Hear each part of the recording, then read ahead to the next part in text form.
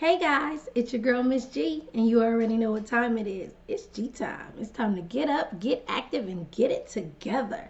You know my purpose. My purpose is to give advice, encourage change, and empower success. The goal is to grow, elevate, and excel together. You already know you have the power to create change. I'm so excited about this new episode. I will be speaking to a good friend of mine, Manuel Gutierrez, licensed marriage and family therapist, and we are going to be talking about his experience with COVID 19. I hope that you enjoy this interview. I hope that something that is said during this interview encourages you and inspires you to continue to keep yourself safe during this pandemic. With no further ado, I'm going to go ahead and shoot over to the video. I'll see you when it's done. Hello, Manuel. Hi, Crystal. How are you doing today? I'm doing a lot better now. Thank you for asking. How about yourself? I'm doing good. I'm really excited. I'm glad we're going to be talking about this. It's such an important subject, especially because this is what we're all living through right now. Well, thank you for the invitation. Excellent. So, as we start, I just want you to introduce yourself and tell our listeners who you are. My name is Manuel Gutierrez. I go by Manny. I'm a licensed marriage and family therapist in California. Currently, that's not the role I play. Currently, at my job, I'm a trauma-informed care consultant. So I educate people about trauma. I talk to them about what trauma looks like in children, and some of the behaviors that may be a result of trauma in their life history. That's me in a nutshell. Nice. For all of my listeners who don't know, me and Manny, we work together as mental health therapists. I learned everything I know from Manny, and Manny helped me and taught me everything I needed to know before I started taking my clients. So I appreciate you, and I'm excited again about what we're doing right now. So I'm going to jump in with my first question, and I want you to just tell us a little bit about your thoughts on COVID before it affected your life. Well, it was kind of scary because nobody understood what was happening. I know that where I work at, they had decided that we were going to start working from home. I was able to do my job from home. So I never thought, I'm going to be exposed. I never thought it was something that was going to come knocking my door, specifically because I was at home. I was working from home. I was able to do my trainings and coachings, via Zoom. So my thoughts were like, I'm going to be okay. Right. Everything's going to be fine because I'm at home. I'm not going out. And so this started like around March 13 or the 17th. I can't remember the exact date, but it started at the beginning, middle of March. So my thoughts were, it's not coming through my door. Right. There is no reason why it should come in. Like most of us, we're at home, so we're all safe. Everything's good because we're at home with everybody, right? Mm-hmm. Okay. And also part of the thought was, I made an effort at that moment to, made sure we had sanitizing supplies, that we had hand sanitizers. At that moment, at that time, my husband was still having to work. And I always made sure he would take his sanitizer with him just to ensure that, whenever he came home, his hands were sanitized. Whenever he was on his way back from home, that he would be okay. And so that was part of our process. Just protect yourself. And as long as you protect yourself to the best of your ability, or what we thought was the best of our ability at that time, we thought we would be okay. It was still scary, but we thought we were going to be okay. Right. Okay. So when the news about the virus hit, what were your thoughts? My thoughts were, I'm scared. What is going to happen? How is this going to happen? So what happened was, funny enough, on Sunday, I believe it was the 22nd, I like going for walks. Nature walks are, soothing for me. They're very calming. They help me center myself.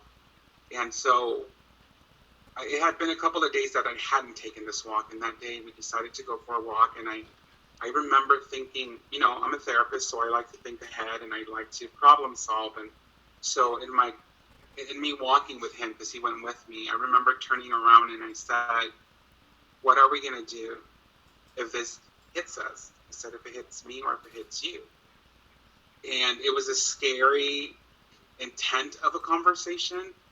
I remember him turning around and looking at me and saying, "I guess we do have to talk about it." Right. And that's where that conversation ended. And so in speaking with him later, well, this was Sunday. On Monday, he goes back to work. So he went to work. He goes in typically like around 7, leaves home around 5. At 9:30, I receive a phone call. And he's telling me, "I feel sick. I am feeling clammy. I've been sweating a lot. I have chills. I'm having fevers." And so he says, "What should I do?" And I said, "Don't come home." Right. I said, "I don't want you to come home right now." I said, "You're going to leave work." And I basically told him what he had to do. And I said, "Leave work, but go to the hospital." Because there was nothing I could do at home for him. Right. At least I didn't have anything within my power to say, "I'm going to help you be better." So I said, "I need to make sure that you take care of yourself, and you need to make sure you understand what is going on with your body." Right. It wasn't very direct as I understood he had it, because we didn't have that understanding. And so he left work. He went into the ER, the local ER hospital, and 3 hours later, he comes home with a diagnosis of pneumonia. And for me, that was shocking, because just the day before we went for a walk, and he was perfectly fine. Right. He was walking, he was talking, he was doing everything, he was feeling great. And I said, "How did you go from being okay to having full-blown pneumonia?" And so when he said, "Well, that's what they told me," and he says, "We have to isolate." Even before he had said that, in my head, being the clinician that I am, I'm like, how do I protect what's home? And what home has is, we have pets. My parents, we share a home with my parents. And then there's me and him. Right. So in his process from coming to the hospital to coming back home, I took in, because I was working from home, I said, "I'm going to have to isolate, because we shared a bed till that day." Right. So I said, "I may have already been exposed." Right. And so how do I keep myself safe? And so I remember getting, clothes, getting everything into the room I was going to be isolating in, which is basically this room. So some PSD. I had to come into this room. I had to prep the room for him, because I knew things were going to be different. And I am diabetic, so I have those conditions that you have to worry about. I have high blood pressure. So do my parents.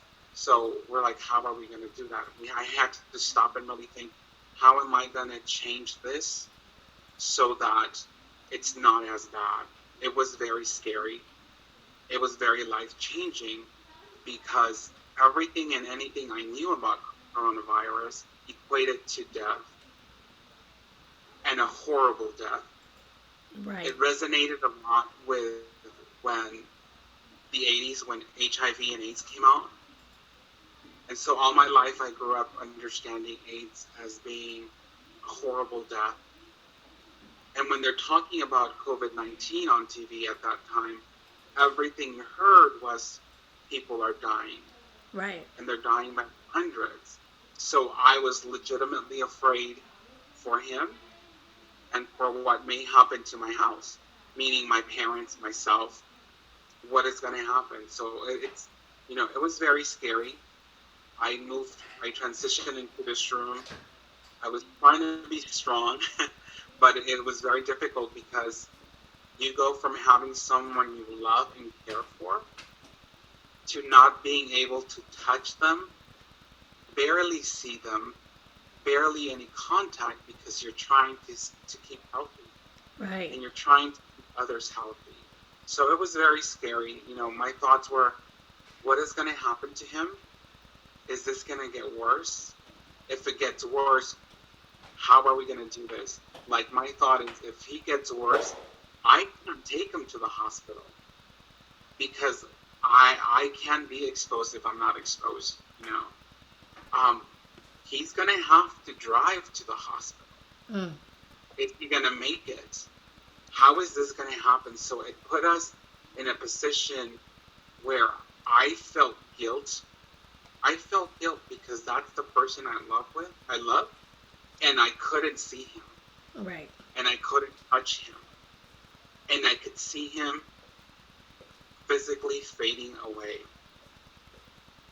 This strong, resilient man was in a bed, shivering and shaking, with fevers, taking medication that was not helping him. So I don't know if that answers your question in regards to how I felt. There was confusion. There was a lot of guilt. There was a lot of anguish. There was a lot of sadness. There was a lot of uncertainty. Yeah. I mean, you already touched on a lot of things because I was going to ask, emotionally, physically, mentally, all of these things, all of these are emotions, well, the emotional part, but mentally and emotionally, you're still going through that the guilt and then the emotion of seeing him be so vulnerable because of the disease, and then physically, right? You're trying to keep yourself safe. You're trying to keep yourself healthy, and all of those things take a toll on our physical because we're now worrying, even though people are out there saying, well, don't worry, and don't do this. It's really hard when you're watching someone you love. How can I not worry?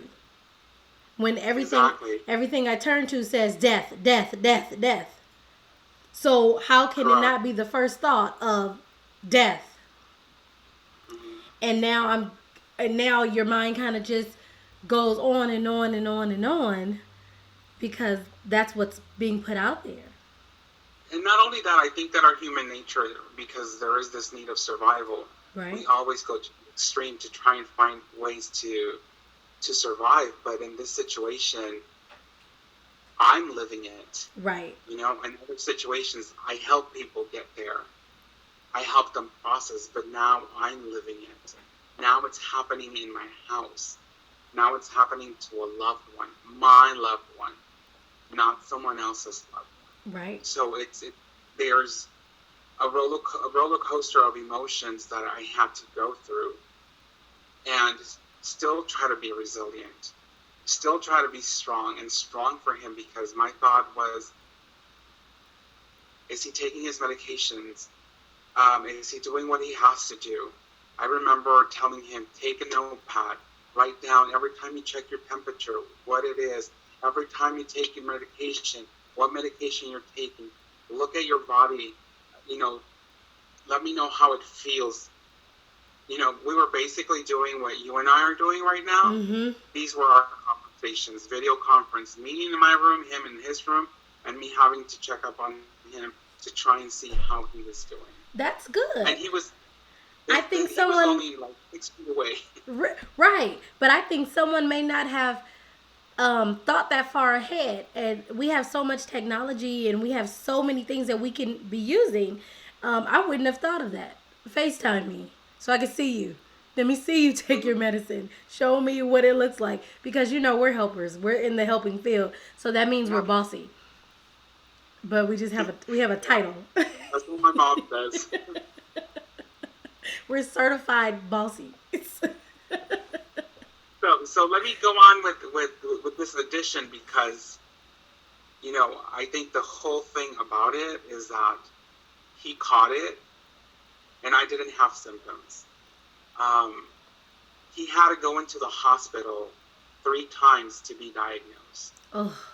And those 3 times he had to go alone. And the last time he went is right after he went in on Friday. He was not feeling well. And They checked him for COVID-19, and so How they long sent was him that home. process? How long was the process from the first time he went into the hospital and was diagnosed with pneumonia to the point where they finally diagnosed him with COVID? It was a whole week. Within Mm. that whole week, he went to the doctor. When he was hospitalized, it was a whole week, 7 days from when he started displaying the symptoms. But in the trajectory of that 7 days, he went to the doctor twice to the ER. The second time he was diagnosed, and then the third time he was hospitalized. Mm. So when he went in the second time, he went in because he had already had phone conversations with his doctor, with his primary care physician, and in conversations with them, they told him if it gets worse, you need to go in. So come Thursday night, he wasn't feeling well. Come Friday morning, I told him, go to the hospital. Call your doctor and go to the hospital and say, I said, go to Kaiser ER or emergency, whatever they have. And so he went there, and that's when they checked him for COVID. They sent him home with no result. They told him, well, we'll let you know what happens. And they called him Sunday night. No, the results came in on Monday, 3 in the morning. Mm. And so when they came in, I was hearing a lot of noise, being in a separate room. I heard a lot of stuff happening, like a lot of movement. And so at 6 o'clock, I walk out. I said, is everything okay? And he said, no. He said, my test came out positive. And I said, and how are you feeling? And he says, I'm feeling like I can't breathe. I'm feeling like chest is really tight. And so I said, well, why are you still here? I said, why are you still here? To get your stuff, take your charger, take your phone, you're going to the hospital. And I said, I'm going to follow behind you, because now he had a true positive result. And being that we had shared the room till the day of, Sunday night to Monday morning, before he started displaying the symptoms, I asked him, well, I said, I'm going to go in because they need to check me. And by then I had already had maybe like 2 days with what they were calling low-grade fevers, because they were reaching 99.1. Mm-hmm. But it was happening constant, throughout the day. So I said, I have that. I was having a little bit of shortness of breath. So I said, I need to go in. Going into the ER was scary. That was very life-changing, very intimidating, very humbling. They put you in a room. They separate everybody, of course. Mm-hmm. But where I was at, I was able to see people being treated. They were in their beds being treated. You saw and heard nurses say stuff that you knew was probably out of frustration and not anger. Mm-hmm. You saw people being wheeled out because they needed to be moved to a higher level of care. Well, at least I saw. And, that was very scary for me. That was very, very scary for me. And the fact that I knew that he was there and I couldn't have contact with him and I didn't know what was happening and I didn't understand what was going to happen. Right. Again, we were FaceTiming while we were there to the best of our ability to, support each other. Right. And I read lips. I'm great at reading lips. And from far away, I saw a nurse. And she says, and him, we need to move him out to the tent, meaning me. I was like, what does a tent mean? What does that equate to? And the moment they go and they get me and they're saying, and they tell me, what, you're going to the tent, I was like, why? Because we have to take you to the tent. That was the answer I got. So it was very scary to know that I was being moved to a tent. And when I asked what is in the tent, they chose to tell me, we just need to take you there. And walking from that emergency room to the tent was scary. It was about 50 degrees. It was around 9 o'clock, 50 degrees, 55. It was a very cold morning.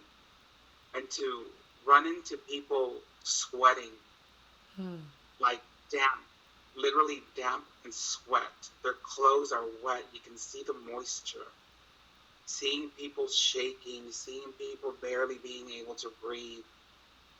I was, it was very scary for me as a human being. Right, It right. was,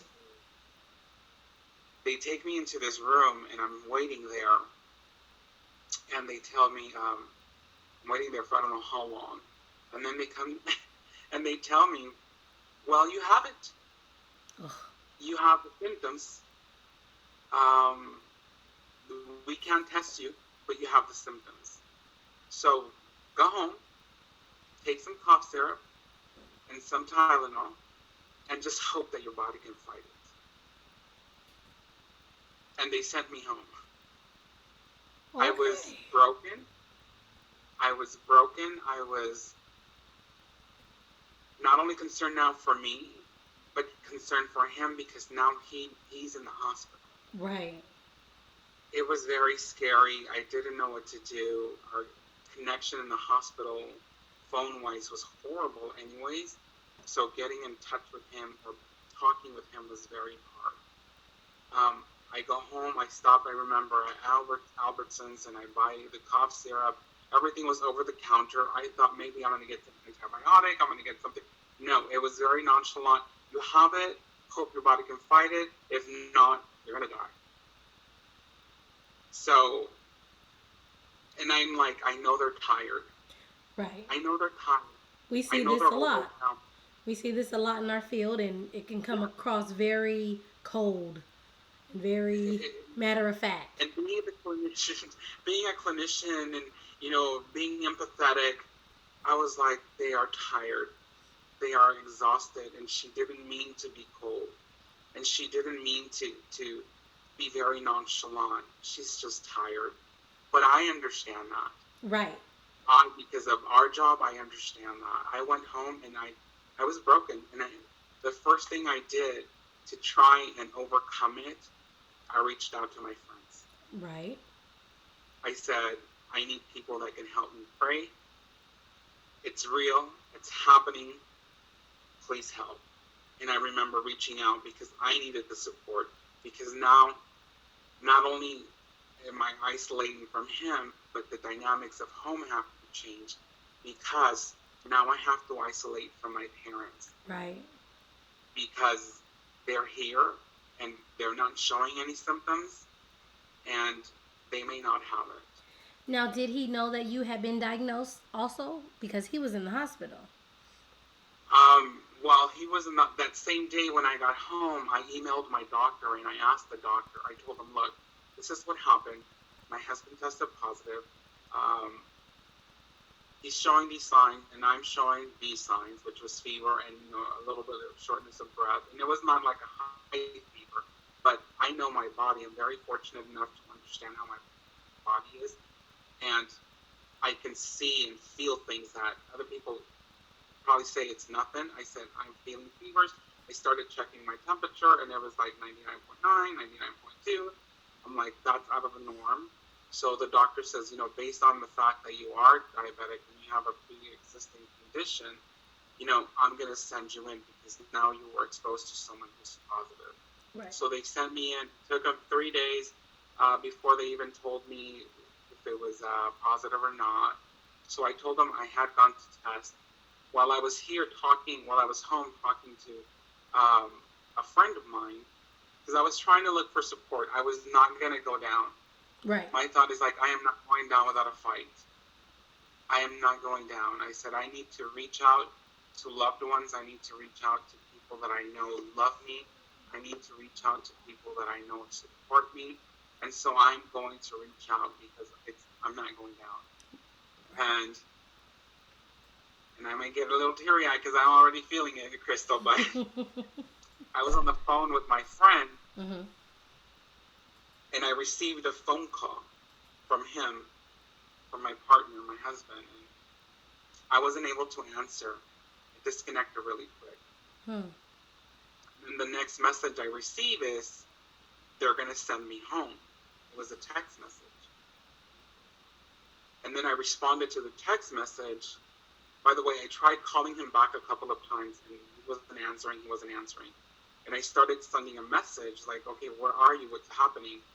Because minutes after, maybe like 4 minutes after he says, I'm going home, he sent me another one and he said, they're keeping me.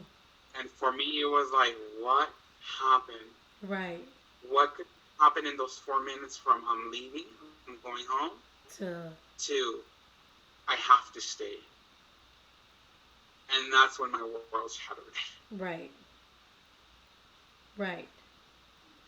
Because now I didn't know if I had lost the opportunity to speak with him for the last time.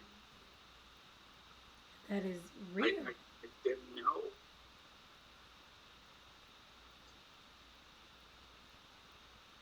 If I was going to hear his voice.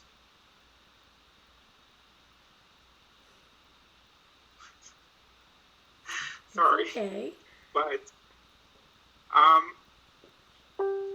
after like 2 hours of trying to get a hold of him, responded, and he said, I turned on my camera because we were talking on camera. Now he's laying down in a bed and he has the oxygen connected. And I said, what happened? He said, what happened? He's like, I don't know. They just said they're keeping me. I said, why weren't you answering me? He's like, I just got your messages right now. He's like, as soon as I walked into the room, because they had already moved him to the room, he's like, all your messages came. Actually, as we were video talking, my messages were coming in. And he's like, oh, I'm just getting all your messages. So I was like, it was heartbreaking, though, because, you know, everything, like we said earlier, everything in relation to this COVID-19 was people are dying. Right. If you get it, you're going to. Right. And I had seen a lot of people die alone on camera, you know, a lot of people with no family members there. And to know that now he's there and he's connected, and that I may not be able to touch him or hold him one last time because now he's hospitalized. Right. So my world changed. My world completely changed. You know, if I was standing, God bent me over and humbled me and said, I have this and I'm in control and I'm going to do whatever I want. Right. So it was very, very scary, very scary. So a lot of our conversations were via phone. A lot of our conversations while he was there. Very fortunate enough that he was there only 3 days. Okay. But he was connected to the machine, to the oxygen. They sent him home with an oxygen machine. You know, how to go and get his medications before they even released them, because he had to continue taking all the medication. And here you are taking care of your husband who is ill, and now you've just got diagnosed with the same disease, and it's still go time. It's still take care of everyone else. When do I have time to actually take care of myself in this time? Because you both have it now. Not only that, Crystal, but also the fact that my parents are here. Right. And so now we have two people that are exposed. And in my head, it's like, are they exposed? Do they have it? Do they not have it? And how do I keep them in the house so that they don't go out? What was their understanding of it? Now that you both have been diagnosed, what was their understanding? I don't think there was an understanding. It was more of, okay, how can we make it better for you now? And so it was a conversation the same way we're doing right now with my mom, and I said, he's going to stay in his room. I have to stay in this room. Everything and anything that happens. So we had to set parameters. I had to set the rules. I had to tell them what they were going to be doing to support us. So we have two little stools. So I put one outside his door and one outside my door. And I said, you're going to leave food there for him, and you're going to leave food there for me. I put a case of water in his room and a case of water in my room, juices and stuff. I'm indebted without Amazon because that was the only way I was going to get stuff home. Right. So I ordered stuff to have stuff available for all of us here at home, but part of the restrictions I gave my parents, and I say restrictions because they wanted to come into the room. Of course, They they're wanted to have parents. conversation. Of course, they're You're their parents. baby. It doesn't matter from Exactly. infant to grown up. You are her baby, and she's gonna come in and take care of you. And she wanted, so it was hard because she couldn't understand that she could put herself in danger. Right. And so the instructions were like, if you're going to prepare a meal for us, leave it outside, knock on the door, walk away. Once we feel you walk away far enough, we're going to open the door, pull our meals in. And so breakfast and lunch and dinner was served that way. Mm-hmm. Um, they went and they got tested because, we tested positive. Right. And I want to say, fortunately enough, the first time they were negative. They went in a second time when my dad, a week later, started to show symptoms. They went in a second time, and then they were positive. But by that time, they were very helpful. They were very supportful. They were very, supportive. They were trying to make sure that we were fine. I remember my mom asking me many times, how are you? How are you feeling? And I remember just telling her, I just have fevers. I have some fevers. They're not high. They're low grade. Just to soothe her and calm her down because she is my mother. She is older. She's over 65. She has underlying conditions. So does my father. And my thought is like, I need to continue to protect them to the best of my ability. As long as I continue to feel that I can continue to fight this battle. Right. Right. So, but like you were saying, they are parents and they worry and they have concerns. We are their babies. Right. And I knew that my parents were going to be my parents. They were going to be the mother and the father they needed to be. And to be able to show that restraint, that is a lot. I'm sitting here as a mom right now going, I don't know what I would do. I would be right there. But you have to follow these directions because how can I take care of you if I'm not listening? Now I can't take care of you because I'm sick. Now I know over this period of time they also have been diagnosed. So from their time of being diagnosed with it and the time of you and your husband being diagnosed, now what stage are you guys in to now them having it? So, funny enough, we got better. Me and my husband got better. Right now, we still have, chest pain, but I think that's just from the lungs that they were affected. And so we take aspirin or Tylenol to help us through the process. But we were both released by the doctors. Actually, the day my father started displaying his symptoms. So I remember my mom telling me, we went to the store because she had to go to the store and do some stuff against my will. I told her don't go, but she had to go. And she said, we went and your dad refused to get out of the car. She says, I went to the bank and he was refusing to get out of the car. And he's acting, and I had noticed my dad acting a little different. Like he was spending too much time in his room. And I say not because I was walking out of the room, but in order for me to go to the restroom, I had to walk out this room. I had access to their room, view. I could see them. And then there was a bathroom. So every time I would walk out to the restroom, they tell you keep hydrated, drink a lot of liquids, drink a lot of liquids. So I had to go to the bathroom a lot. You can edit that if you want. Nope. I had to go, and I would see him just laying down in bed and like his body had been beaten and he was just exhausted. And so once the doctor says you guys are free, that didn't mean we could go out into the street. That meant we can be in the home, in the house. We don't have to walk out. We could walk out into the living room and the kitchen. So then that day that my dad started to show symptoms, that's when I scheduled a second appointment to be checked. And then within 24 hours, they received both of their diagnoses, which they were both positive. And that too was very exhausting. That too was very challenging because for them, they're the parents and I'm the son. and now our roles had switched. Right. And I'm very stern with my parents, which it seems like they're a little resentful of it because they say that, I'm very strict with them, but I tell them I'm only trying to help you. So I told them, well, my dad had started to show symptoms. My mom had none. Mm. So I said, Mom, I'm moving out of this room. I'm moving into the other room, my room. I said, because now we're both okay. And the doctor had said, since him and I were positive at the same time and we had symptoms at the same time, we could move into the same room. Okay. Right?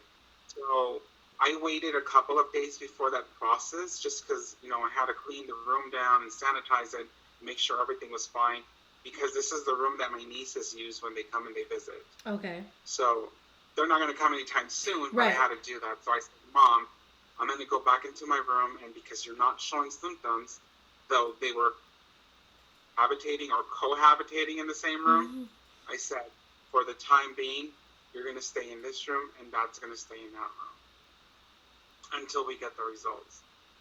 Once we got the results and they were both positive, I told them you can now move into Dad's room. Now, Right. the way they function, my dad is very dependent of my mother. He's lost a lot of his eyesight and stuff like that, so she's always been there for him. And so I saw my dad in those 2 days that they slept in separate rooms, going downhill. Mm. And the doctors told us, me and my husband, you need to wear gloves and face masks when you're with them, because they don't understand if we can get this again or not. Mm. They don't know if this is something you can catch again. The studies are not there yet. They don't know if we have antibodies and if the antibodies are going to help us or not. So even that was painful for me, to have to now do the same thing my mother did for me. Right. Put plates, knock on a door, walk away, wear a mask, wear gloves. So when I saw my dad going downhill, health-wise, and then I had the chance to move my mother in because now they're both positive, her argument was, but I have no symptoms. I said, Mom, but your result came out positive, which means that you may be a carrier and not be symptomatic. Wow. So I had to have that conversation with her because I knew having her with him was going to help him. Mm-hmm. And she's more resilient than my father is. So against her will, I moved them in together. Now, did she ever have any symptoms? Yes, she did. So my dad's, their results came in on Wednesday. They went in on Monday because that's when he started showing the symptoms. Their results came in on Thursday night, I believe. I want to say Wednesday night. They came in on Wednesday night. We told them on Thursday. So my mom's symptoms started on Friday. So now she's having the fevers. Fortunately enough, her fevers are low-grade fevers, such like mine, 99.9. But now I tell them, now it's our turn to kick in, as sons and my partner being here. I said, we're going to take care of you. And that was hard for her to hear, the way you took care of us. We will make all the runs. I remember because their doctor took quite a while to respond back to them. And I said, because you have no contact with your doctor. Unfortunately, their doctor came down also with the illness, so he wasn't able to respond because he was not available. Right. And well, in this clinic, apparently they came down with it too, so no one was able to respond. So I said, I'm not a doctor, Mom. And people out there, I'm not a doctor. But I said, they told us cough syrup and Tylenol for fever. And until you hear from your doctor, you're going to do what we did. I said, I don't want to make it seem like I'm medicating you. I go, but I haven't been able to physically see my doctor. And they told me when I went to the ER, cough syrup and Tylenol. Wow. She says, antibiotics. I said, not, where are we going to get them from? Right. So it was hard for her because I had to assume a role. Right. I had to kick in with waking up early in the morning, taking the dogs out. I had to start cooking breakfast. I had to clean the house. I had to, cook lunch and cook dinner and make sure that everything was here. And she's just not used to being a daughter anymore. Right. She was just used to being a mom. And so was my dad. And so it was hard for them. Right now, I want to say we're blessed. My father, he reached his 14-day mark Nice. last Friday. No, this past Monday. Okay. Just doesn't know yet. So he should be able to walk out. But I said, no, when you needed support, someone was there for you. Right. Even if she was forced to walk back into her room, I Right. said someone was there for you. So in my head, it's like they need to support each other. Right. And not that they don't love each other, but under the circumstances, there's a lot of emotions. There's a lot of things going on. I remember telling them, please don't watch the news. Right. Because prior to them coming down with it, they would watch the news every day, all day. And so they were always on edge. They were always anxious. My dad started with this shaking of his legs, shaking of his hands. My mom started saying, I can't sleep at night. I'm having difficulty. So I told them, please just disconnect from the TV. Right. No news. No news for now. There's nothing important for you to know right now. Right. Watch movies, watch TV, watch, I was going to say, they like the stuff that comes out on Facebook in Spanish. So they like watching that. But don't open anything about COVID-19. You don't need to see that. So for them, it was life-changing as well because now they were the father and the mother became, the son and the daughter. Mm-hmm. And the fact that I was having to check, and I still do, how are your fevers? How's your oxygen? Because my dad's symptoms started on Monday. By Friday, his oxygen level, so they tell us oxygen level has to be between 95% and 97%, which is average. Okay. His went all the way down to 88. Wow. So it's not supposed to go below 92%. And so we connected him to an oxygen machine. He's using that. He's not using it anymore. But anyways, let me go back to what I was saying. The fact that I was having to check. Right. I was having to make them check temperature every hour, their oxygen levels. And it probably gives them a little bit of anxiety, and I can see how that could happen because it would probably make me anxious too, and probably very upset to have someone hovering over me. But I love them. They're my Right. parents. I need to make sure that they stay alive and they survive this. So that's the only reason I was doing it. And I think they understand that. Right. But yet it's still very hard for them to assume a role that they haven't had for many years. Right. And so, my dad, he's in a better place right now. Last night he had a little scare because his oxygen level went to 92, but I said, did it go below that? He's like, no. I said, so there's exercises that you can do and stand up and breathe and do all these things or connect yourself. So he says what he did, he connected himself to the oxygen.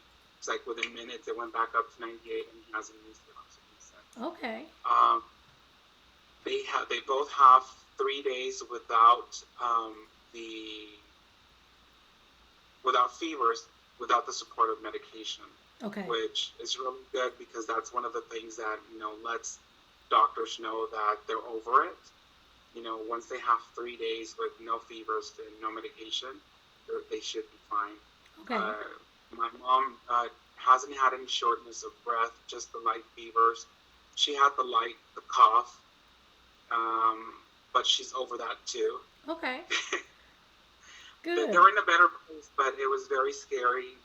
They're still following my orders because I tell them, and I tell my husband, let's not tell them the 14-day mark is over. I go, because I want them to make sure that they stay in there, because in my mom's head, she said on the 30th, I'm going to walk out. I said, no, you can't. You can't walk out. You need to stay in. You still have an underlying, disease or whatnot. Right. Issues, as they're calling them. You still have that. You did get it, but no one guarantees us that we can get it again.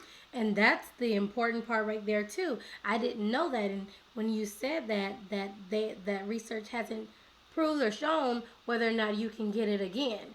So all four of you have been diagnosed, and while you're feeling better, your husband's feeling better, mom and dad are feeling better, everyone's getting out of that neck of the woods, we still don't know whether or not it can come back.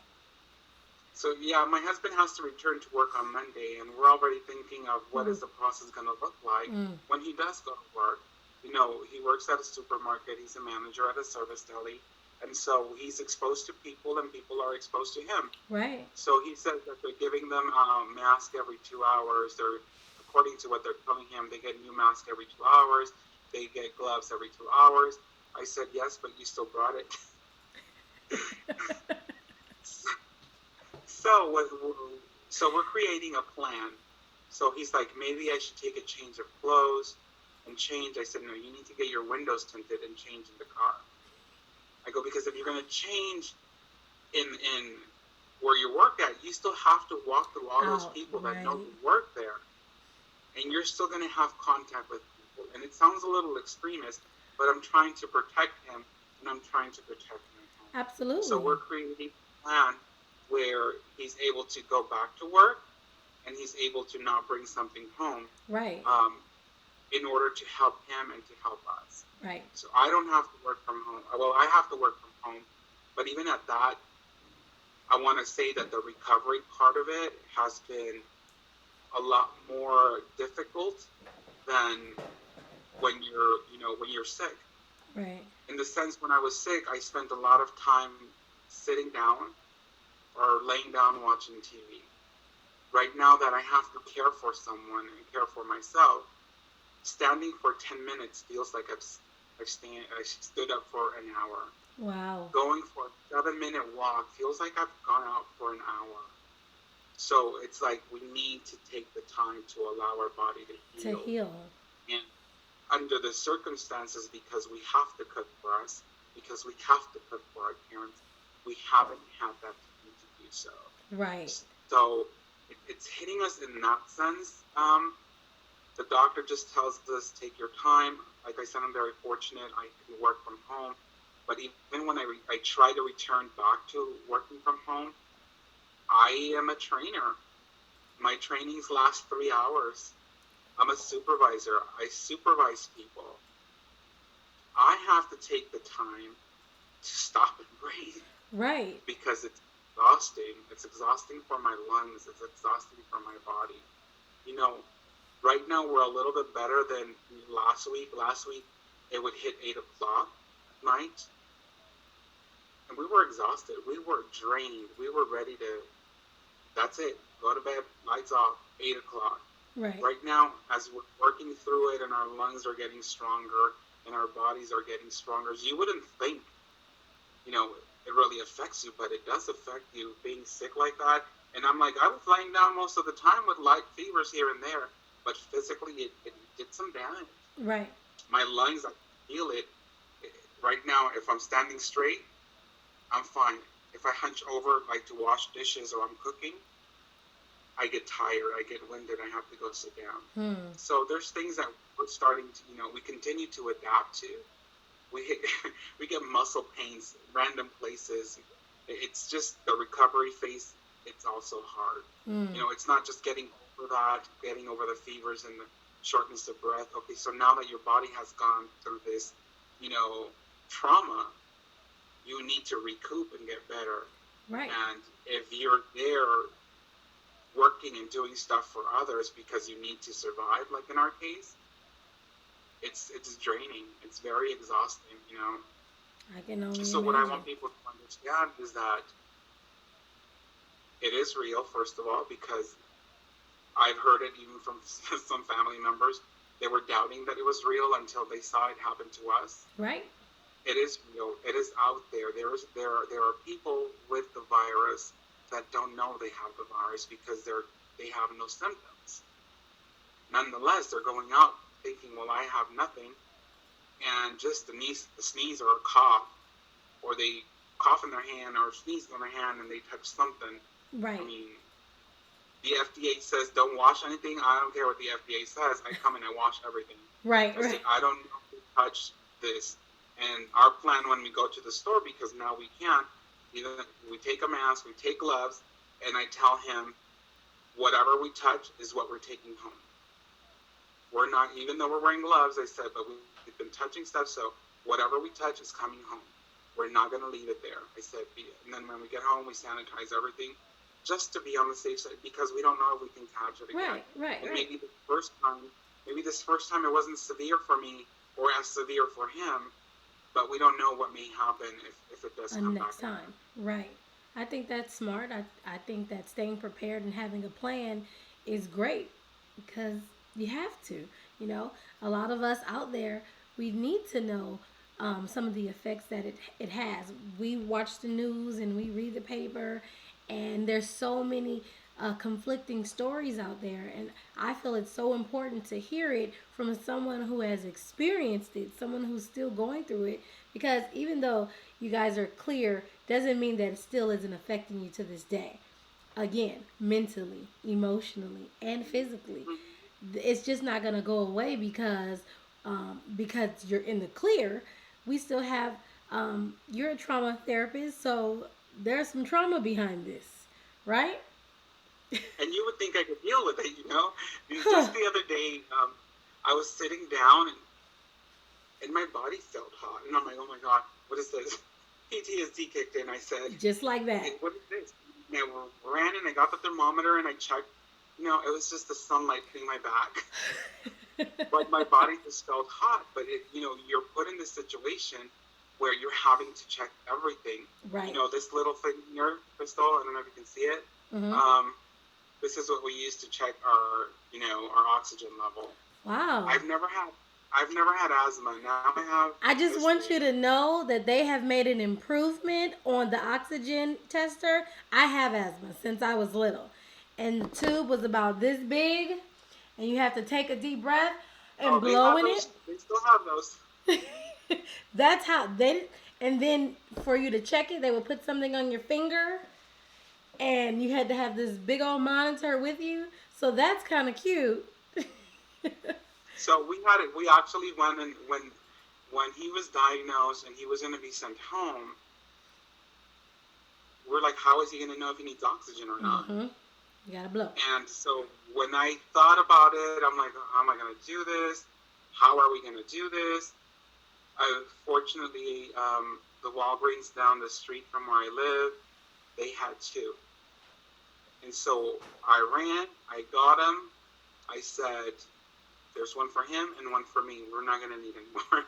That's what I thought. And then my parents came down with it. And so this one was actually the one we got when my dad got ill, or he started to have the symptoms, because him and I were still using ours. But I said, how are we going to do this? So then we took ours, we wiped them down thoroughly, we made sure they were sanitized, and I told my mom, here, you have mine, because this is rechargeable.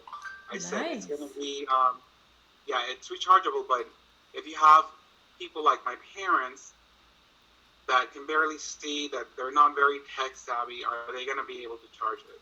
I Right. said, keep the ones with the battery, so it's easier to change the batteries than to wait for something to charge. So they have the battery operated ones. They have that.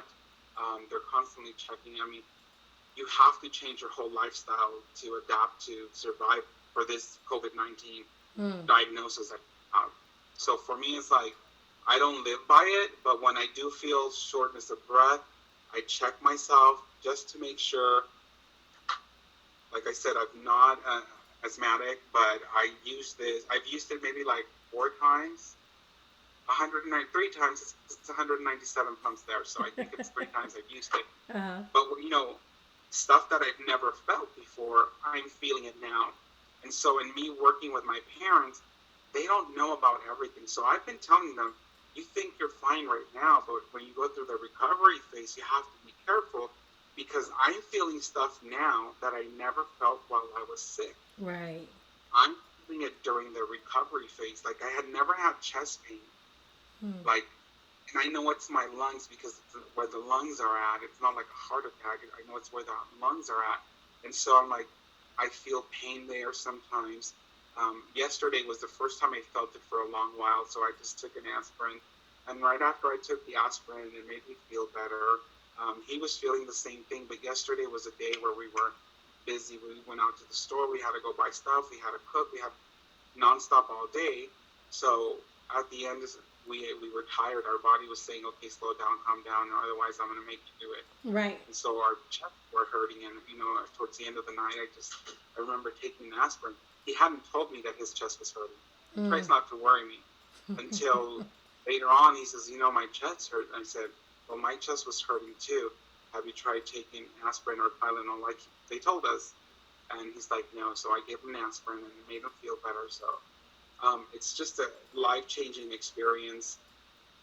We were in a different place, as a family. I think that my parents got to learn a lot about me, and I got to learn a lot about them. And I've lived with them for quite a while, but this situation, puts you at a different place. Right. It's very scary. Initially, like I said, I was like, oh, I thought about it. What are we going to do if it happens? But it was really not affecting me till the next day when he called me and he said, I'm feeling like this. And I said, well, don't come home until you go to the doctor first. Right. When they sent him with pneumonia from one day to another, I said, okay, you're going to, just to be safe, you're going to sleep here and I'm going to sleep over there, and, no contact. And initially, he was the only one using that bathroom, the bathroom that we now both share, and I was sharing my parents' bathroom. And then once everything changed, I was able to, use the same bathroom and everything. But it changes your whole life. Right. There's also this part where if it gets really severe, you don't know if you're going to be able to see your loved one. You don't know if you're going to be able to see them again. You may be able to talk with them over the phone like we were doing, but my concern was, is he going to get worse? Am I going to be able to see him? Will I be able to touch him? Will I be able to feel the warmth of his hand? Right. It got very scary once he texted me and he said, I'm going to be hospitalized, and then he wasn't returning my calls. For me, like, was that my last chance to have a conversation with him? Right. And then having to ensure that, because he's never been sick like this, so I don't think that he knew how to take care of himself. Not that he doesn't know how, but I wanted to make sure that he was a survivor. Right. I wanted to make sure that he walked out of that room with me. I wanted to make sure that we were able to, continue to fulfill our dreams and ambitions and do whatever we wanted to, as a couple. And then when my parents came down with it, I was like, well, it's still personal. They're my parents. I love them. And to see them hurting was heartbreaking. Right. And I think, there's this part of me that, like I said, the guilt part, the not being able to touch them, the not being able to hug them, the not being able to have a face-to-face conversation without a mask. The fact that if they want a salt shaker, we've thrown a couple away because they refuse to keep it in the room. So we're like, keep it in the room, keep it in there, use the same salt shaker. Every time they ask for one, we've thrown them away because it's open, because there's salt, because right. I'm like, right. So it goes in the trash. And they don't know that. They're going to find out when they walk out and their salt shaker's missing. But, it just feels, the word I'm thinking is like, I feel kind of dirty doing that because these are my loved ones. Right. They are the people that I love, and I feel like I'm rejecting them by not being able to touch them, by not being able to hold them, by not being able to have a conversation. Face to face, but we're waiting for that day. Right, right. We're waiting for that day. That day is around the corner. That day should be tomorrow. Actually, tomorrow would be the day for both of them because my mom started to show symptoms tomorrow 2 Fridays ago. And so that would be the 14th mark. And they both had no fevers for the past 3 days. But like I tell my mom, just take it easy, rest, relax.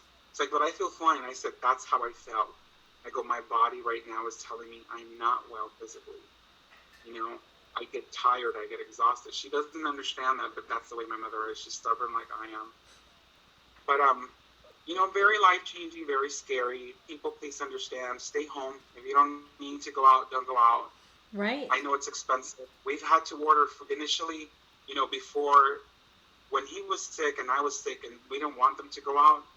We were ordering stuff from the market, you know, from the local market. They were. It's expensive to get Yeah. stuff dropped out of your house, and like yesterday, my mom's like, "Oh, would you guys like an ice cream? I'll pay for it." And I'm like, "Really? You're gonna send us out in the street to get ice cream?" And I get it, I get it. It's ice cream, but for her, it was so hot. We can't turn our AC on Oh. because then you get everything cycling in. So the rules for now is we're gonna wait 3 days after they're able to walk out. We're gonna sanitize the whole house again. We're gonna go buy some of the what is it called? The filters for the AC. Mm-hmm. We're gonna go buy. Just do whatever we have to do to keep ourselves safe. But she wanted ice cream, and I thought, Mom.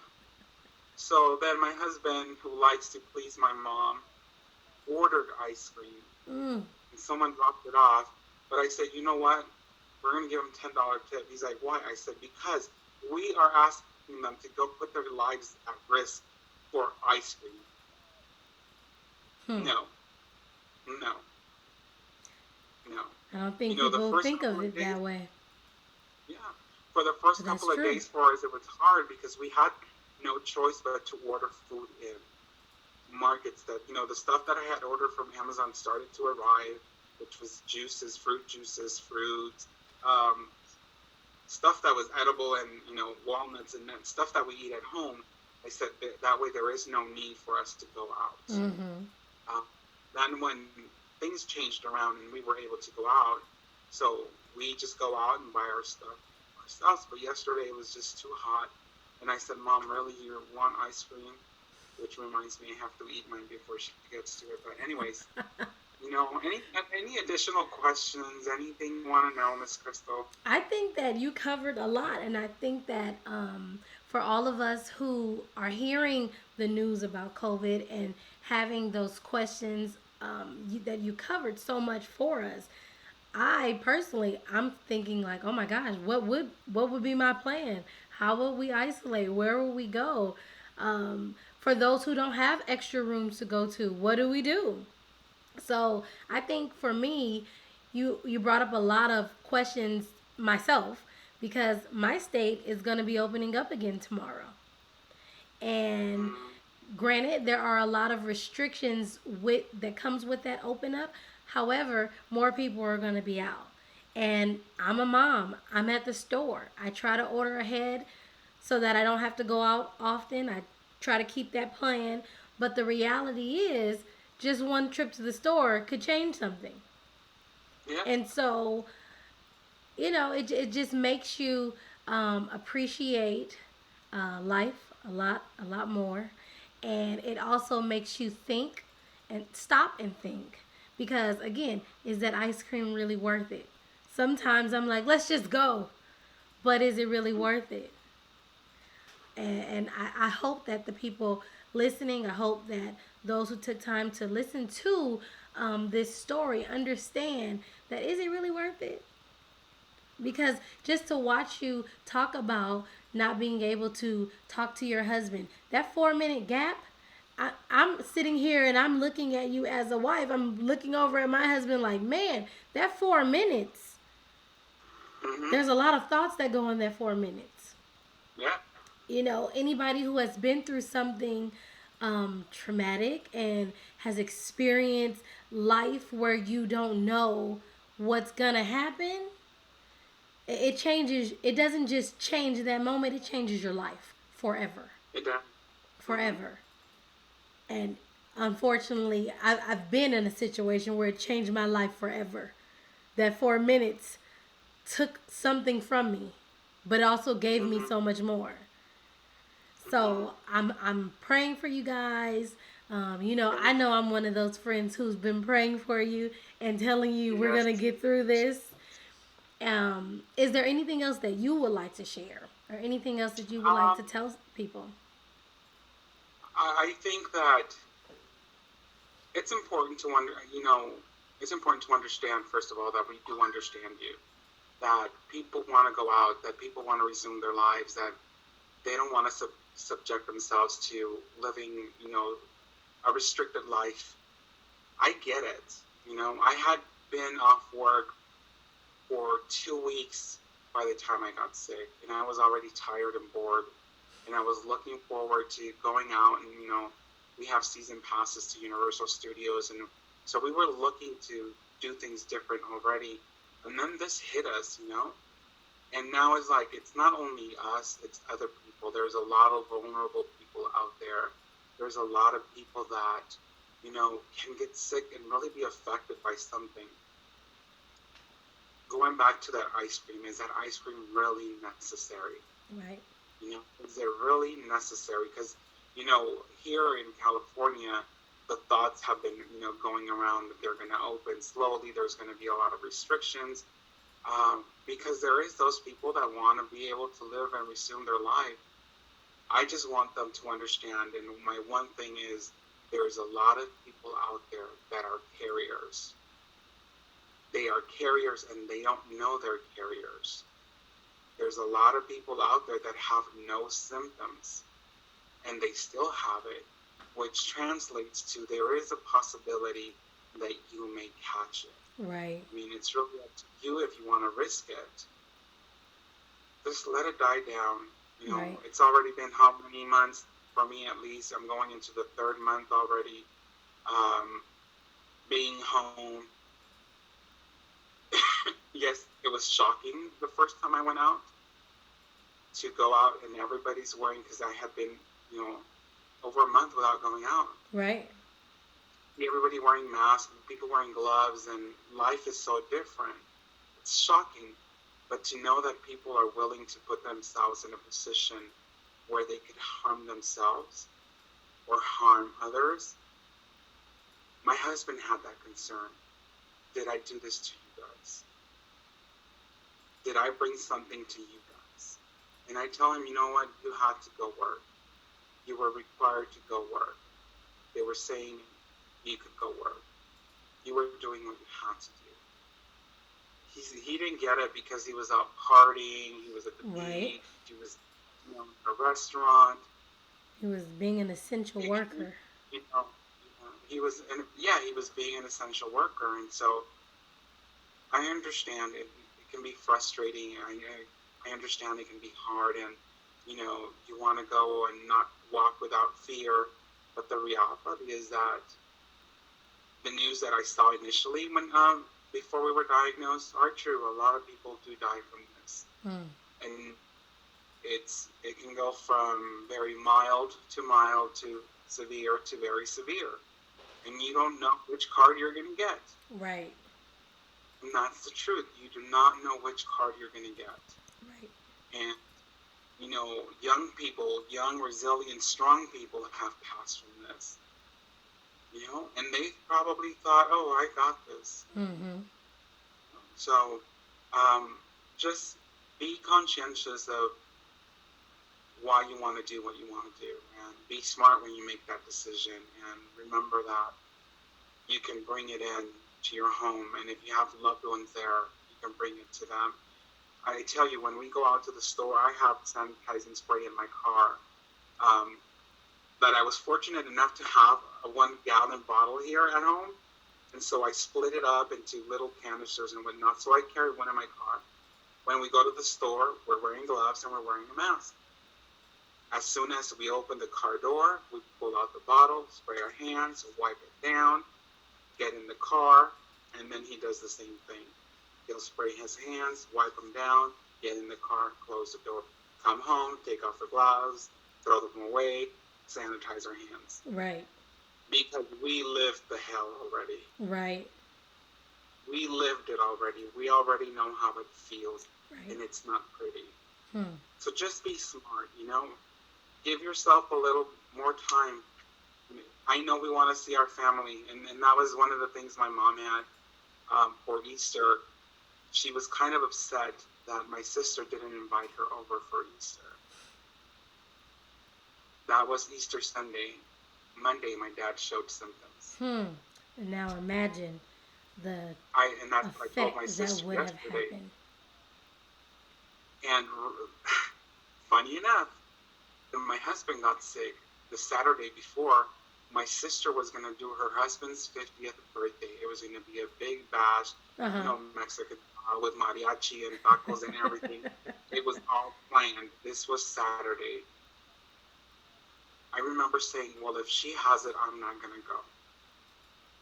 Last minute, she canceled. Friday night, she canceled. Monday, my husband starts showing symptoms. So I told her yesterday, imagine had you have not canceled your husband's birthday party and you would have shown up. I go, now imagine if you had invited mom for Easter and she would have shown up. Whatever was not done for your husband's birthday could have been done, during Easter. Yeah. So everybody's gone down with this. So, it's just a matter of being smart and being wise. And yes, I want to see my family. Fortunate enough, I don't know if you've seen on Facebook, but I posted pictures of my conversations with my sisters. And this is the way we're communicating. We use the camera. We'll have conversations just about daily about what's happening in our lives. This is our norm for now, and we're okay because at least we're alive. At least when this will all be over, there'll be someone we can hug. Absolutely. I get you. We're having Zoom family meetings and Facebook meetings all the time. I would rather see them on the screen now than to not see them when this is over. So I think that everything that you said was just great, and I hope that people are out there listening and taking this into consideration. That is the ice cream worth it? I'll tell you to call this blog. Right, is the ice cream worth it? I like it. I'm back, guys, and I hope that you enjoyed the interview with Manuel Gutierrez. It was a very special interview, and there were so many things that he covered that just touched my heart. And I hope that when you heard it, when you listened to some of the things that he said, that it makes you really think about getting back out there. A lot of our states will be reopening really soon. And one key thing that he said that we really stuck to is the ice cream really worth it? So many people want to rush out to go to the movies and bowling and just get that social interaction back together. But really, is it worth it if it's going to jeopardize your life, your well-being? I can't tell you what to do. I am not a doctor. I'm just a person here trying to encourage you to continue to grow, to continue to elevate and excel in your life. And I want you to do it. And the only way to do it is to be alive to do it. So my advice is take things slow, be safe in what you're doing, and plan ahead. No one can prepare themselves really for the effects of this disease and this virus and what you will go through mentally, emotionally, and physically. If you have learned anything from Manuel, it is to stay safe. It is not worth it. That ice cream is not worth it. To all of our essential workers out there keeping us safe, doing all the jobs to make sure that we continue to have the things that we need, thank you. Thank you for your hard work. Thank you for your dedication. Thank you for your support. We pray for you each and every day that you continue to stay safe out there. Have a blessed day. You already know you have the power to create change. It was good.